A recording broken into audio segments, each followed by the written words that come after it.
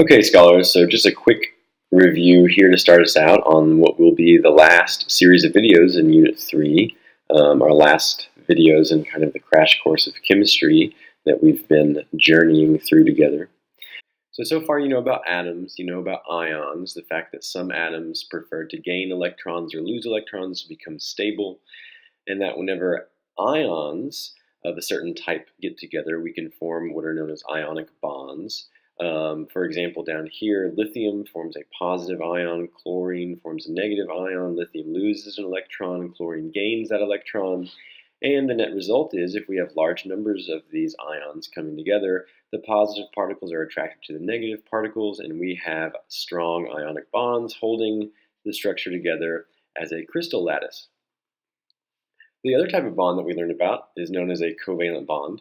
And hopefully you remember the prefix co means to share or together, and valent, that's talking about the valence electrons, the outside external electrons and the outermost energy level of the atom. And so this is where, as we discussed, atoms, instead of losing or gaining electrons, they just share them to gain stability. And the structure that's formed is not a big crystal structure, but rather individual units called molecules. So for example, here, a single oxygen atom has decided to share some electrons with two hydrogen atoms, H2O, forming water molecules. And you know that those water molecules are being attracted to each other via intermolecular forces, and that's how we think about and talk about the phase of matter for molecular substances. So hopefully you have this understanding, and hopefully you remember that the reason why bonds form at all is so that the system can reach a lower potential energy state. Nature is lazy. Nature likes to be at low energy states. If there is a way for a system to reach a lower energy state, the system will reach it, and the system will get stuck there, so to speak. So if you ever have some oxygen and some hydrogen around each other under the right circumstances, it is possible for them potentially to reach a lower energy state, bonds together, get rid of that excess energy, and be lazy. And that's what nature prefers. The formation of bonds will always bring the system down to a lower potential energy state. We had a graph that looked like this last time, where the y-axis was potential energy of the system, with the 0 point being right here. The x-axis was the distance between the atoms. And we said if we have two atoms that are completely separated from each other, their potential energy is 0. But the closer they get, because they are now attracting each other, the lower their potential energy gets. And at some point, the potential energy reaches a minimum, in which case the atoms would be as close together as they can get, still being stable. And what have we developed? We've developed a bond between them. If you shove the atoms even closer together, that becomes unstable and the potential energy rises again. And that is not possible. So right here, the lowest energy state that can be reached is the formation of a bond. So using this graph, we can understand kind of the secret of the universe, that the reason why atoms come together at all, the reason why atoms do not stay separated from each other at large distances between each other, is because the entire system can reach a lower potential energy to form a chemical bond. So the energy of the system decreases. That's what I'm saying right here. The formation of a bond brings the system down to a lower potential energy state. Therefore, we can say that the formation of a bond always releases energy. Energy can't be destroyed. The energy of the system is not just being obliterated, being destroyed. It's being released out of the system.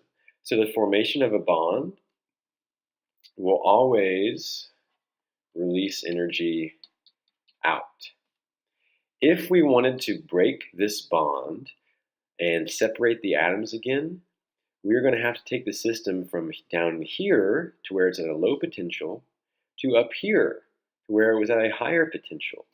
So what are we going to have to do? We're going to have to increase the energy of the system to separate the atoms. As we pull them apart, the energy needs to increase. So in order to break the atoms apart again, energy must be put into the system. So, and this is going to be incredibly important when we begin analyzing chemical reactions and how changes in energy occur. You need to keep this in mind. The process of forming a bond always releases energy out into the surroundings. That would be like taking the atoms and dropping them to a lower potential energy state because they formed a bond, energy goes out. The process of breaking the bond always absorbs energy in from the surroundings. To bring the system up to a higher potential where the bond is broken, the atoms are separated, requires an input of energy. It takes energy in to break the bond. Energy comes out when the bond is formed. You must remember that and recognize that. So let's start discussing chemical reactions. This is something that I've kind of alluded to, but we have not discussed fully. And this is going to be the main topic of this portion of the chemistry unit. My definition here is kind of long, but I've tried to be as specific as I can. A chemical reaction is the process of basically different substances, either atoms or compounds, coming together, old bonds being broken, new chemical bonds being formed. Typically, that requires electrons to be shuffled around, resulting in the formation of brand new stuff, brand new chemical compounds. Here's some notes about this. Chemical reactions will always involve changes in energy. Remember what we've just said. If we're going to break those old bonds, if we're going to break the bonds of the stuff that we start with, that's going to require an input of energy, a positive delta E. What does delta mean? It means change in. So the system has got to increase its energy content to break the old bonds. And then new bonds formed. When new bonds are formed, when a chemical bond is formed at all, do you remember what happens with the energy content of the system? It drops, it decreases. Energy leaves the system. That's what we've just said. So energy goes in to break old bonds. It comes out as new bonds are formed. We're going to talk about this in more detail later. Chemical reactions always follow the law of conservation of mass. Basically, that means the amount of stuff that you begin with has got to equal the amount of stuff that you end with. So during chemical reactions, nothing gets created or destroyed. It just gets shuffled around. Imagine you have a Lego set. My 4-year-old son is obsessed with Legos. We're constantly tearing down and building up new Legos. So imagine that you have a Lego set, and your Legos, let's say you have 4 blocks or something, and they're arranged like this. And then you tear them apart, and you put them back together in a new arrangement. You started with 4 blocks, and you ended with 4 blocks. That's the exact same idea here. A chemical reaction takes atoms, breaks them apart, rearranges them again. So even though we end with completely different substances, we have this little 2-block substance and this little 2-block substance that's much different from what we began with. Even though we end with different substances compared to what we started with, the total amount of stuff, the number of blocks, remains the same. That's the conservation of mass. And we're going to learn how to model this chemically by using a chemical equation. So you guys will learn how to write chemical equations and how to adjust them given the law of conservation of mass. Here's one example of a chemical reaction. This is a substance known as methane, CH4, sometimes called natural gas. And this is oxygen gas, O2. Now, hopefully you remember something about these chemical formula. These are called chemical formula. The subscripts represent the number of atoms in the chemical compound. So here's my 1 carbon atom, and here I have 1, 2, 3, 4 hydrogen atoms, so CH4. And then this is oxygen, 1, 2, O2. And notice there's a big number right here. That number is referred to as the coefficient.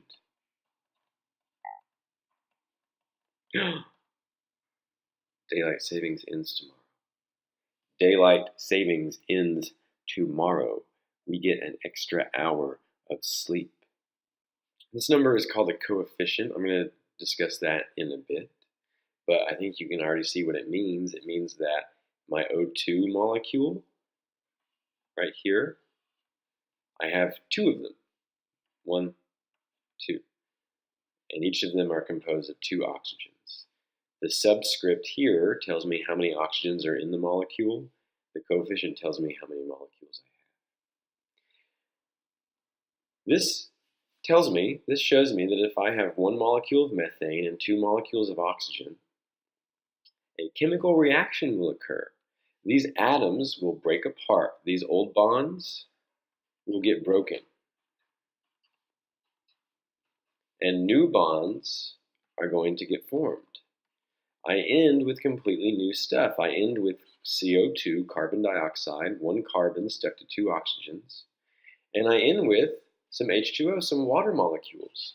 I did not have that to begin with. This is a chemical reaction.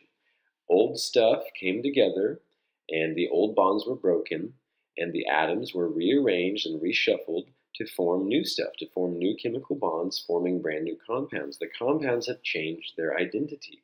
That is a chemical change. That is a chemical reaction.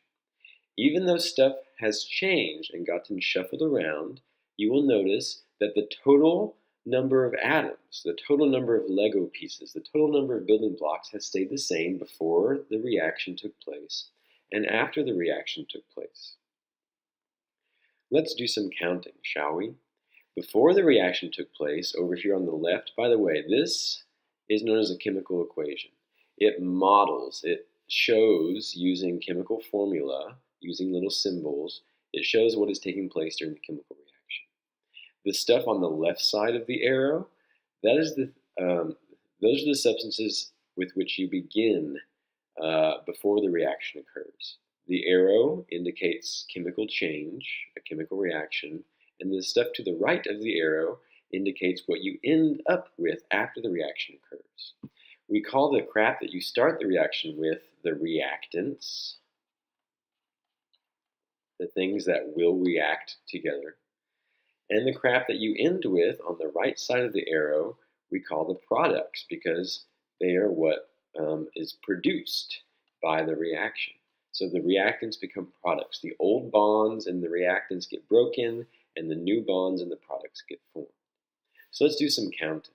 How many hydrogen atoms do I have on my reactant side? I see 1, 2, 3, 4. I have 4 hydrogens. How many carbons do I have? I see 1 carbon. That's CH4, right? How many oxygen atoms do I have total?